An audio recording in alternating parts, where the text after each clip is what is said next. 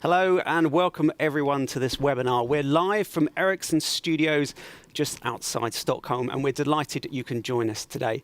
My name's Justin Springham and I'm your host for today's event.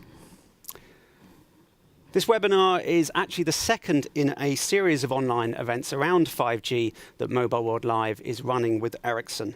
Just before Mobile World Congress in February, in fact, we held an event focused on the topic of 5G for consumer business and network evolution. Today, we're going to focus on the topic of 5G and digitalization. So by way of introduction for my speakers, on my immediate left is Erwin van Ruyssen. Erwin is the head of 5G core programs at Ericsson. Welcome, Erwin. Thank you. And next to Erwin, we have Eva Hedfors. Eva is the Vice President and Head of Marketing and Communications at Ericsson Digital Services. Fantastic to have you with us, Eva. Thank you. Before we get into the thick of things, I'd just like to point out we would love to make today's webinar as interactive as possible. So we do encourage you at home to ask questions. You should see a little box underneath the video screen of us where you can submit questions. We'll try and get through as many as possible in the Q&A period at the end of this webinar. We're also going to throw a few polls at you over the next half hour or so. So we really want to make this as engaging as possible for you at home.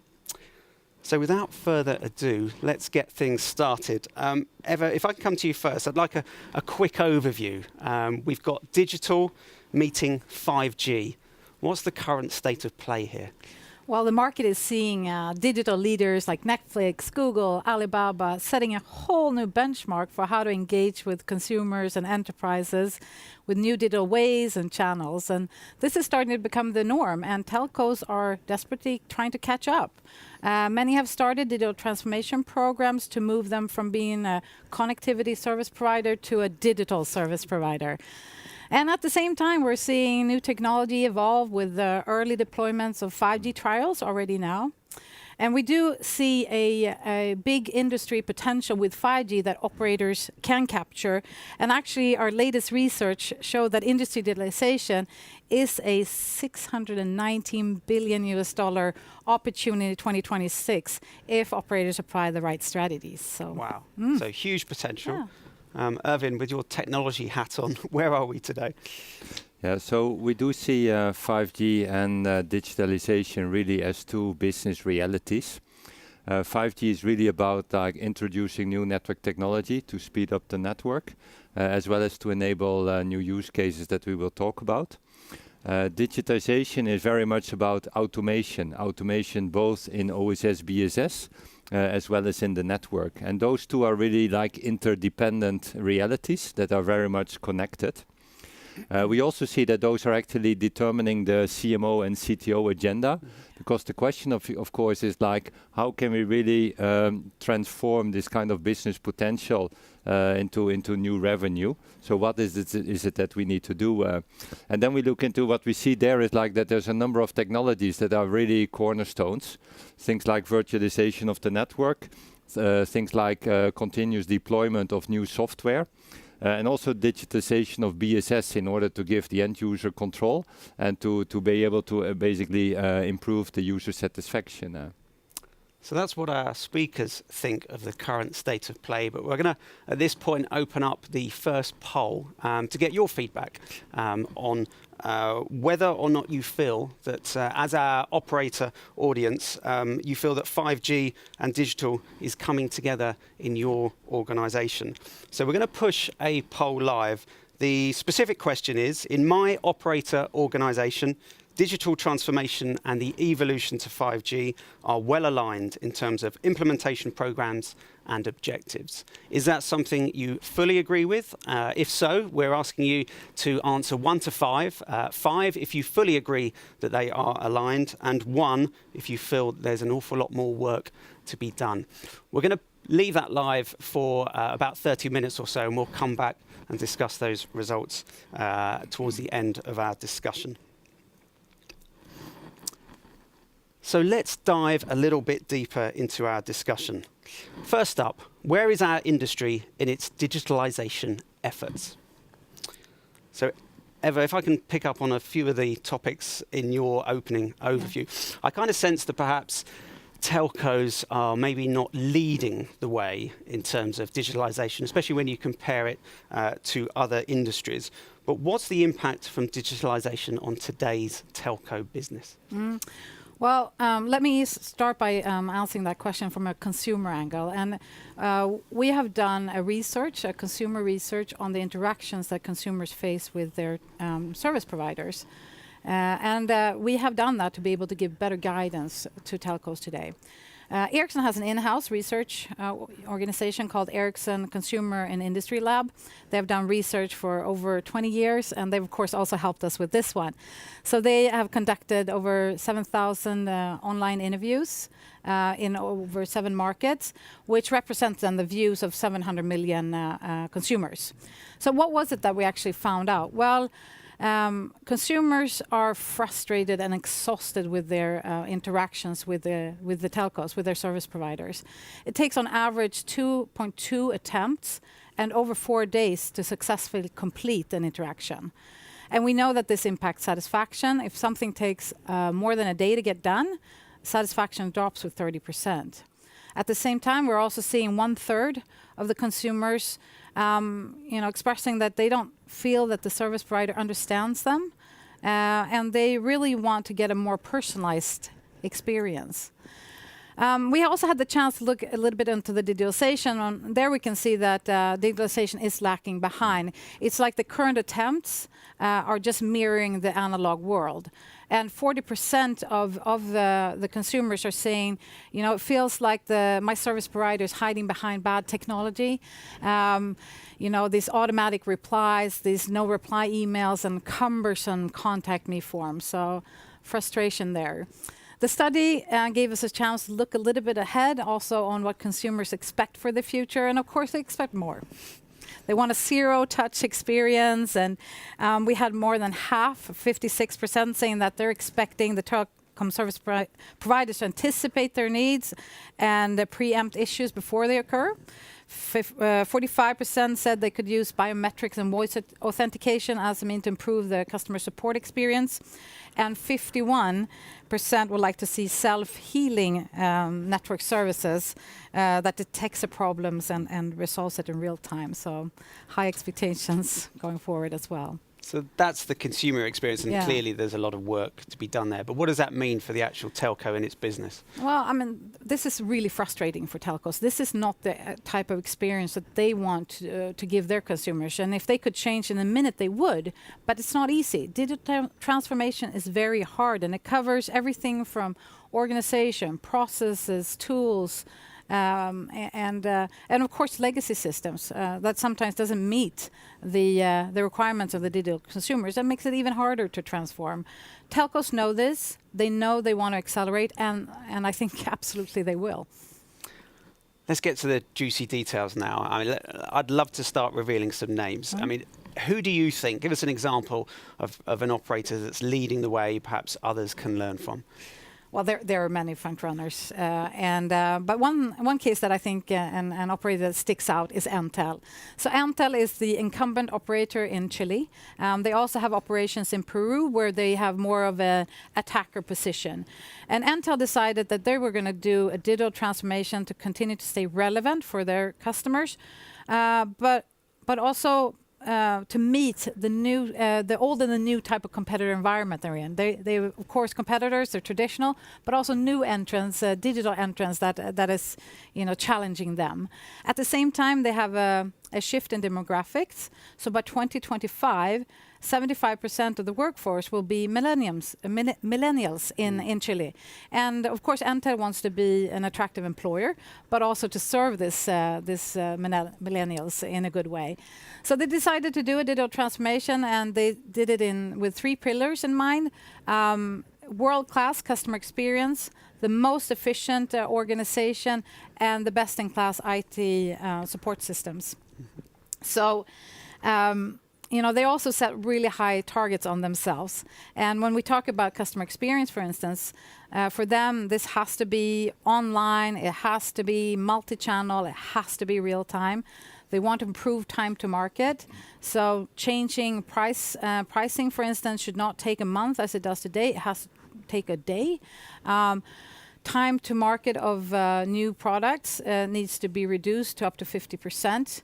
Also looking at the TCO aspect, reducing that, and reducing the number of applications with 90% from today's 600. These are some of the targets that they've set for themselves. And as I said before, this isn't easy. And there are over 1,000 people working from, I think, 24 countries working on this digital transformation for Intel, and of course it's a challenge. And I think I'd like to quote Carlos Polito, who is the head of digital transformation at Intel. I think he kind of summarized it in one sentence. He says, "It is like rebuilding the airplane from a Boeing 747 to an Airbus 380 during the flight." So. Sounds like an almost impossible challenge. Almost.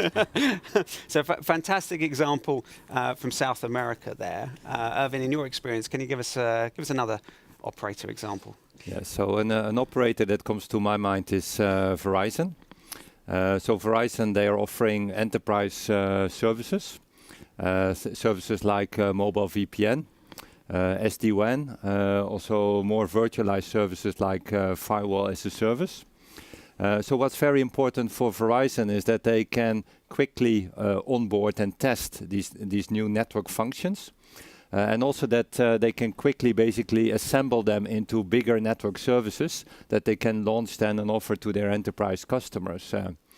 And for their enterprise customers, what's very important is that they can quickly order these kind of services, but also that they have the flexibility to configure them to their specific needs, and that they can do this as much as possible really autonomously. So what Verizon has been doing is offering these new kind of services, and thereby they have managed to reduce the onboarding of new network functions and the creation of services from a matter of months to literally like a few days. And in addition to that, for their enterprise customers, what they have enabled is that the activation of a new service has been reduced from like 10 or 20 days to a matter of really minutes. So customers really get up and running really within a matter of minutes. And that I think is a very amazing example there. So it's clear that digitalization is impacting everything really, but what does it also mean to a network's, to an operator's actual network, you know, kind of behind the scenes, the back end, the systems, the integrations, Irvin, the stuff that we don't necessarily see?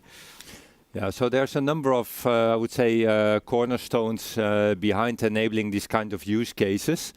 The first one is everything around virtualization. So really the decoupling of the software from the hardware so that it becomes more easy to quickly start, stop and scale network functionality, and also to be able to do it more dynamically across the network, which will be also very important for 5G.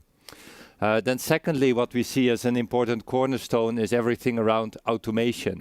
So the ability to automatically deploy new network software and the ability to automate or operate this as much as possible in an automated fashion. And what we do see in the industry is that many of our customers have really embarked on this journey of network virtualization. We see that there are a few that are really live now with solutions that are based on this technology, but we think that in the years to come that there are many more that will go live with these new kind of technologies that will then also basically be a big helping factor for enabling 5G. So that's where we are with digitalization. But the other topic we're focusing heavily on today is 5G. And of course, 5G is just around the corner. It's coming very soon. In fact, if you live in the US, there's a very good chance you'll see 5G in some cities later this year. So with that in mind, we're going to look at the challenges of starting a 5G business. Eva, if I can come to you, what does this mean for operators then? If we look medium term, so the next 2 to 3 years, what's the business and digital perspective for telcos, bearing in mind that 5G is just around the corner? Right. I mean, the first use cases that we're going to see on 5G will be enhanced mobile broadband and fixed wireless access. And we're going to see an enormous traffic growth. Last week, Ericsson released its mobility report. It's where we provide predictions and analysis for the industry. And I'd like to share some of the highlights from that report because it was quite amazing. I mean, 2023, we're going to have 8 times more traffic in the world. And the majority of that is going to be video. So video is going to grow to 75% by 2023. 5G will stand for 20% of the traffic, and that's actually 1.5 times more traffic than we're seeing in the world today. We're going to have 1 billion subscribers 2023. Most subscriptions, 5G subscription, will be in Northeast Asia, with, of course, China being a big market. But as you mentioned, North America, yes, 48% of the subscriptions will be 5G 2023. Interestingly, we're also seeing cellular IoT growing very, very fast. And we actually had to double our forecast from just 6 months ago with 3.6 billion cellular IoT connections by 2023. So as you can see, I mean, 5G will be super important for operators to really be able to handle this traffic growth within their existing business, but it's also going to give them the capability to address other industry opportunities.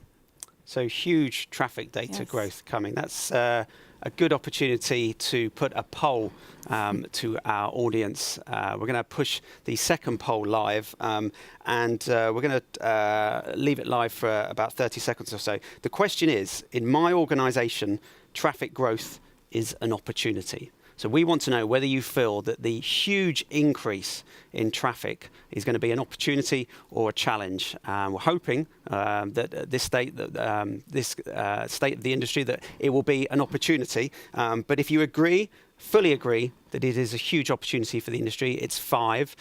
If you're not so sure, we can go all the way down to 1, where you believe that it's a serious challenge at the moment. So we're going to leave that live for a few seconds because we do want to give you as much time as possible to fill in that poll. While we're doing that, don't forget to ask any questions you like during this webinar. We are hoping to get through as many as possible towards the end of our discussion. And if you do miss anything from this webinar, it will be available for replay within the next 24 hours or so. So give you a few more seconds to fill in the poll. As we're saying, we're asking you whether traffic growth is seen as an opportunity, and Eva was highlighting the huge traffic increases that we're going to see, not just from 4G today, which is already massive, but 5G, which is just around the corner. So we're going to publish, if I can ask our team to put that poll question live, we're going to see what the results are. So we asked, in my organization, traffic growth is seen as an opportunity. We got a fairly mixed response here, which is interesting, actually. The majority, Irvin, 42%, said they fully agree with the fact it is an opportunity. But it was 42%, so there are a significant number of people that don't. Actually, the good news is only 7% or 8% completely disagreed. So 8% said that it was a huge challenge. We got 42% said fully agree, 26% said agree, and then we kind of went down to 22%. So the majority certainly see it as an opportunity, but they're not all on a 5. Yes.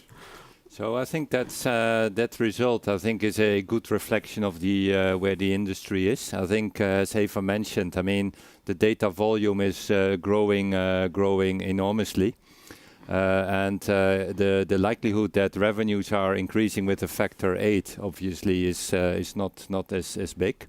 So that obviously is a challenge.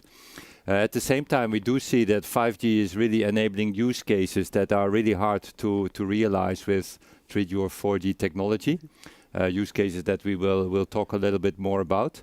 And those, I believe, are providing the operators with a huge potential and opportunity in order to tap into new industries and in order to generate new revenue.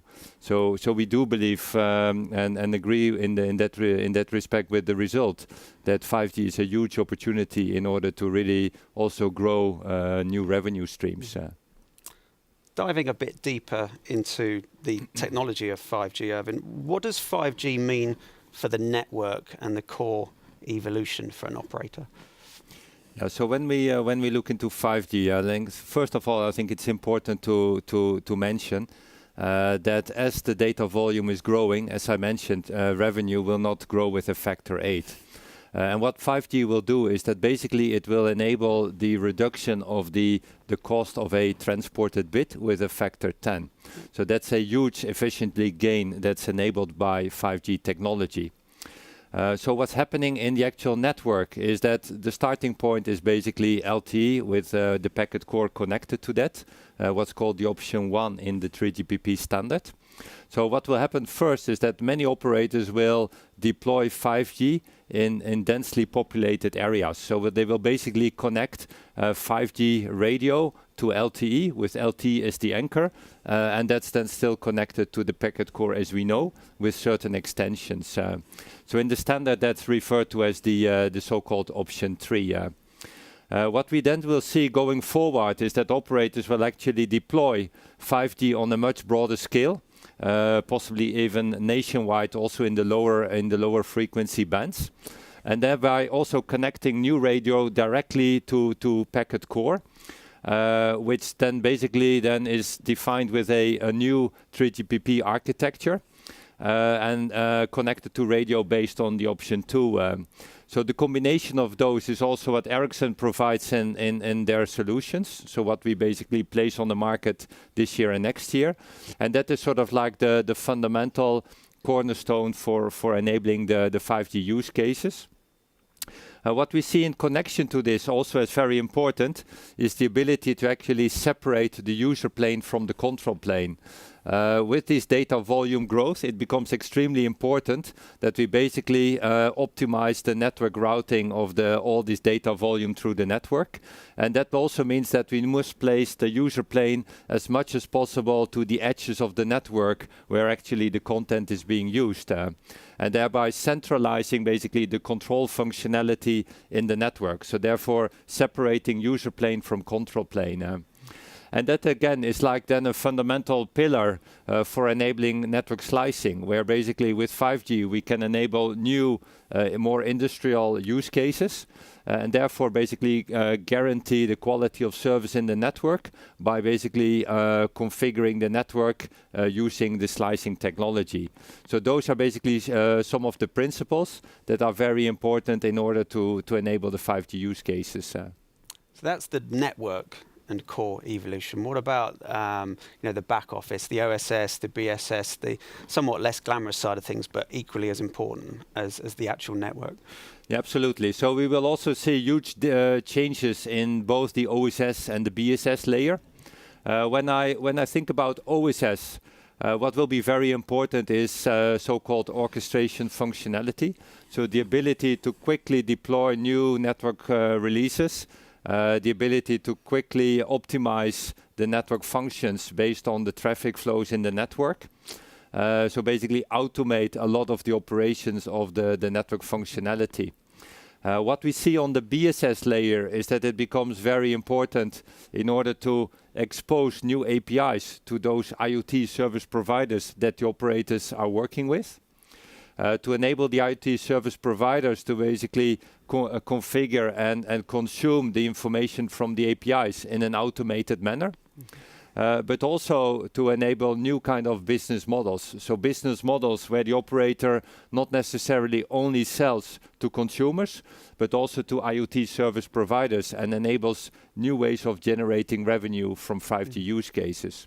And these changes in OSS, BSS, they're really fundamental for enabling 5G, and it's exactly there where digital meets 5G.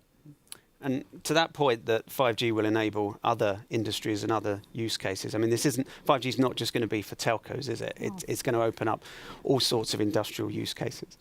Correct, and we can look at then one industry, trains and railways, who are, of course, like all other industries, exploring the potential that new technologies and digitalization can bring, to get to the end game with a fully automated train at the end, right? And of course, this is going to require a lot of bandwidth, a lot of capacity for critical communication that current systems can't support today. So. And the option to build a dedicated network just for this industry is not sustainable. So Ericsson is working together with Swisscom, who's the incumbent operator in Switzerland, and Swisscom has come really far in modernizing the core network and their OSS network. So you could say they're 5G ready in that sense, and that allows them to start exploring with these types of use cases towards the railway industry, and then using this network slicing capabilities that everyone was touching upon. So what we have done in our network slicing project is that we have built use cases like real-time surveillance. So we've put a camera, of course, on the train. We are surveilling the platforms and the tracks just to be prepared for this remote operating of the train. We are also looking into real-time location of the trains, and then of course to be able to provide mobile broadband to the passengers. And what Swisscom can do is that by dedicating a slice of their network or different slices of their networks, they can show that they're meeting the requirements of the railway and train companies, and their very tough requirements on SLAs for critical communication. And they become relevant in these new 5G digitalization industry. And we're also seeing, just like you were touching upon, Eivind, that when operators are starting to explore this, it's not only about the technology they provide, but also around the business models. And that's going to be super exciting to see. Eva mentioned network slicing there. You've both touched on it, and it's getting a lot of hype. But Evan, is it really the answer to some of these industrial use cases? Yeah, absolutely. We do believe that network slicing is a very important concept that's brought about by 5G. Also, recently we have been conducting a study together with British Telecom.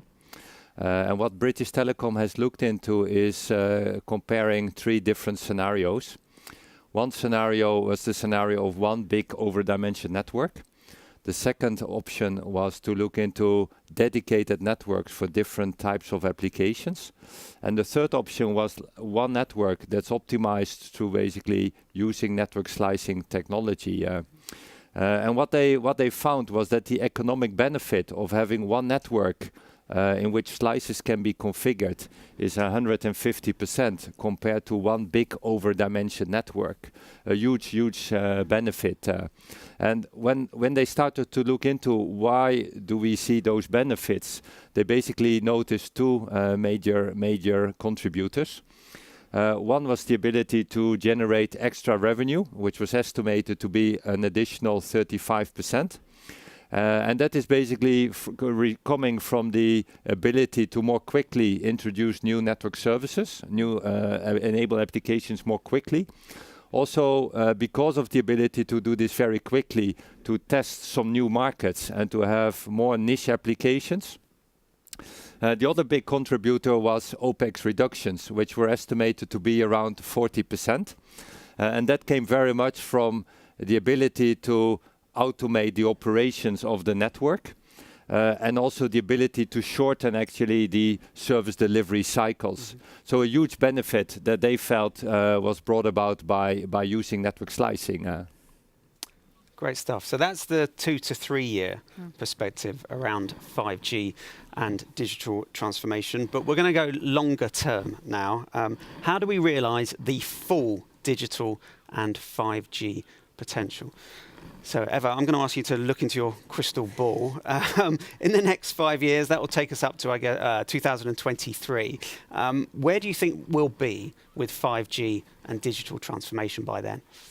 Well, telcos will be much more data-driven in their interactions with their consumers, and they will be a lot more proactive in how they handle their consumers. But we're also betting on them taking a bigger role beyond the consumer segment, using 5G and digital as the enablers. As I mentioned in the beginning, we have researched the 5G business potential. And there's really there is a debate in the market of what to expect from 5G, what it will bring.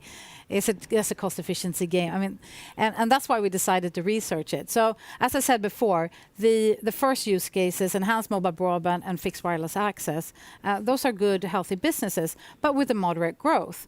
So what we did was we studied 10 industries and their ICT spend. And we looked at 4 use cases and looked at the 200 plus use cases that is 5G enabled. And that gave us an estimate of what type of business we were talking about here. And the business potential for operators is actually in the range of 200 to 600 billion US dollars, depending on what role they plan to take in the value chain. And as you can see on the picture is that the 5G potential is large in manufacturing, utility and energy, but also in the public sector. But each of the sectors have some sort of investment, of course. And what I think will be important going forward now is that we're going to see telcos and service providers really nailing down what role in the value chain they're going to be at and what role they're going to take. But they're also going to take decisions on 5G and IoT capabilities that they want to invest in that can be applicable for multiple of these industries, like real-time automation, augmented reality, smart surveillance, and enhanced video services, just to mention a few. Let's expand a little bit on some of those examples. Let's talk about some unique case studies that maybe 5G will enable.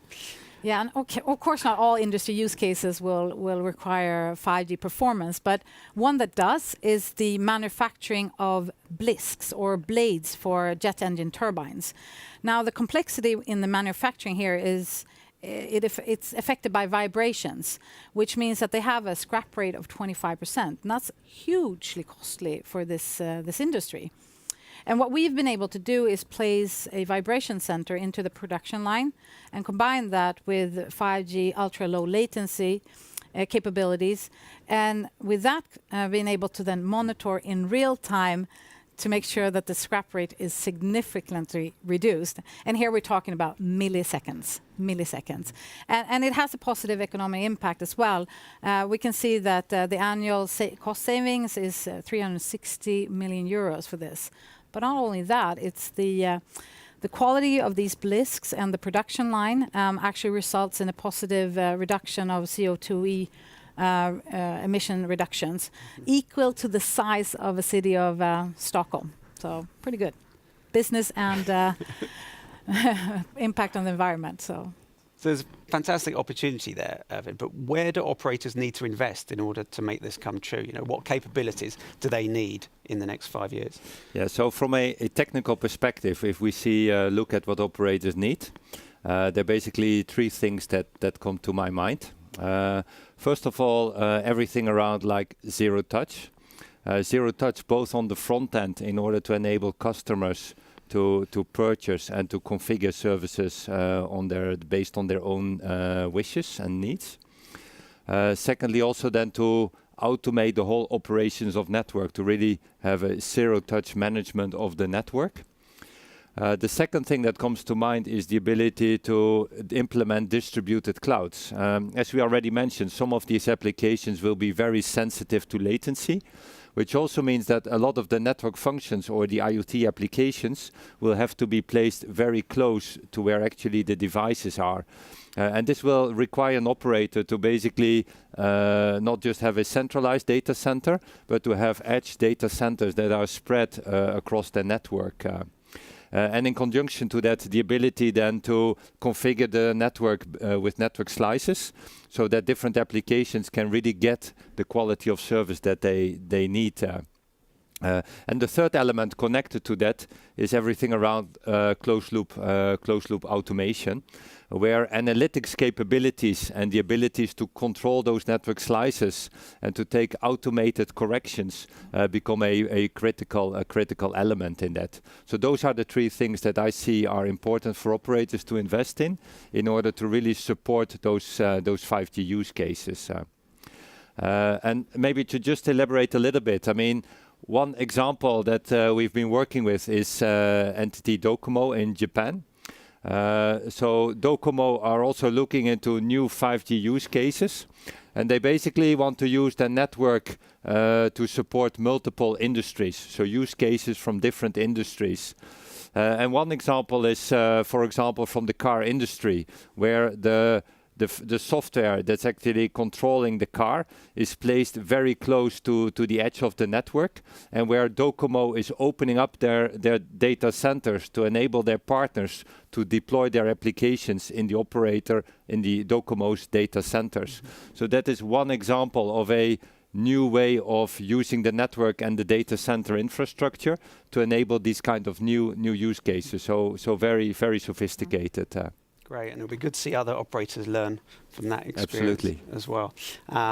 We're coming to the close of the discussion, but just a quick reminder that you can still ask questions to Eva and Erwin. We're going to try and get through as many as possible. But just before we jump to the Q&A, we still have one more poll that was live as well. And if you remember, at the beginning of the webinar, we asked our viewers and our operator organizations watching this how well they think digital transformation and the evolution to 5G is going in terms of their company's implementation programs and objectives. So we're going to look at the answers on that one. I'm going to ask our team if they can publish the results for that one.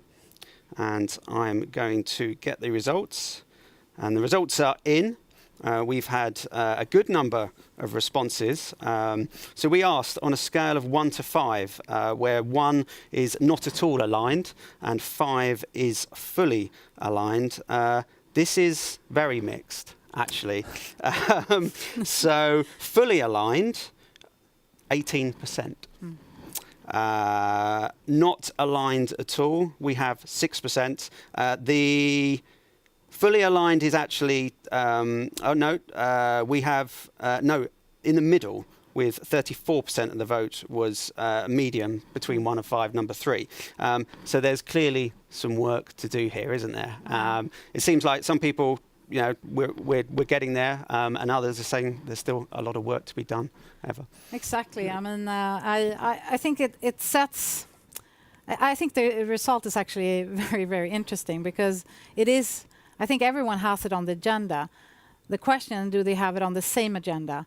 And I think that's what we've been talking about here, is really our urge, and that we owe it to our industry to actually use these two trends or capabilities that we have at hand in the way that we approach the business side and the CMO side with the CTO and the technology side, and make sure that we put it on one sheet of paper and make the right decisions accordingly. So.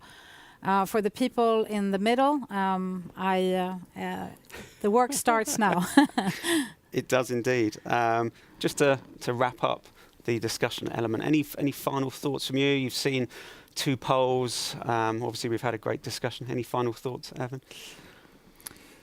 Well, like we already discussed, we believe that 5G has great potential. Eva has shown some numbers of, how big we believe the market can be for operators.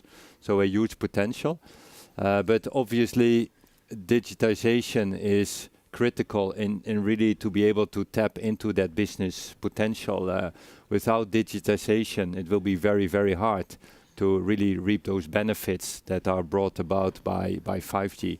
And I think that also was reflected in the first poll, where operators understand that there is an importance of connecting, introducing new network technology like 5G with digitization, but where really all the plans in order to lay out exactly what and when need to be refined in many cases. So digitization is of key importance for enabling 5G.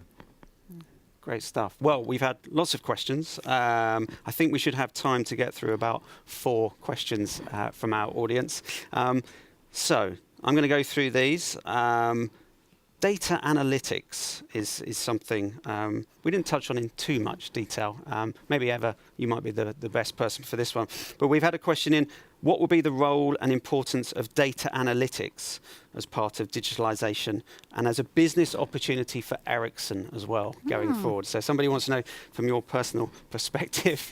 Well, as I said, going forward, operators will be much more data-driven in their decisions, and data-driven in how they monitor and adjust and drive and automate their operations of the network, how they program their network is going to be data-driven, but also in the way that they approach their consumers. So in the digital engagement layer, you could say. So definitely analytics come into huge play here. And the amount of data that is at hand in the network is an opportunity for operators to monetize, of course. And for Ericsson, yes, we have seen this opportunity for quite some time. We have a portfolio. We have our expert analytics that is addressing many of the use cases around both quality of service, but also on how to be smart in how you optimize your networks, as an example. We've had some technical questions come in. So, Erwin, security. Again, we didn't touch on it in great detail during this webinar. Somebody asks, what about security and authentication schemes in a future 5G network? Can you shed any light on that issue? Yeah, so security is a very important topic, both in 5G, also in OSS, BSS. So in the 3GPP standardization world, there's a lot of focus being put on security, so how to really ensure secure communication of traffic across the network, but also how can we really authenticate and authorize devices, so to define the mechanisms of doing that. Also now that we with the emergence of 5G, we'll see devices that are no longer identified with MSISDN or IMSI, but that can have other user identities.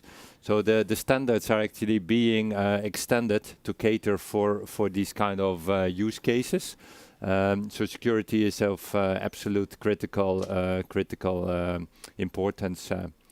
Then also in relation to that, what we see is that with 5G and the virtualization and cloudification of network functions, that we also need to look into how can we really protect the network when applications are being broken down into smaller microservices.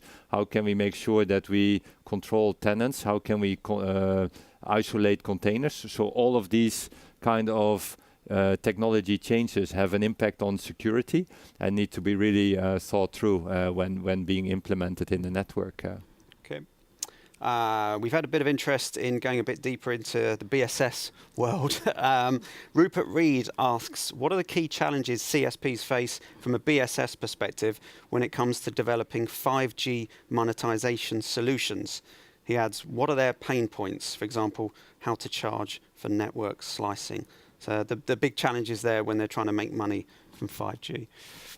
Yeah, so as we already explained during the webinar, BSS is of course very strongly connected to 5G as well. So when introducing these new kind of use cases, industrial use cases, operators really need to think about how am I going to charge for those slices? What are the price parameters that I will use?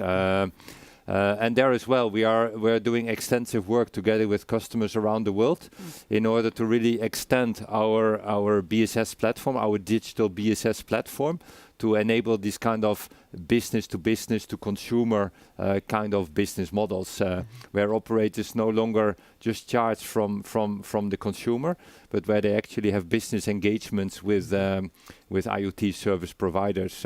So this will require changes to the way we price and charge for those services, and then obviously have an impact on the technical capabilities required in the digital BSS platform.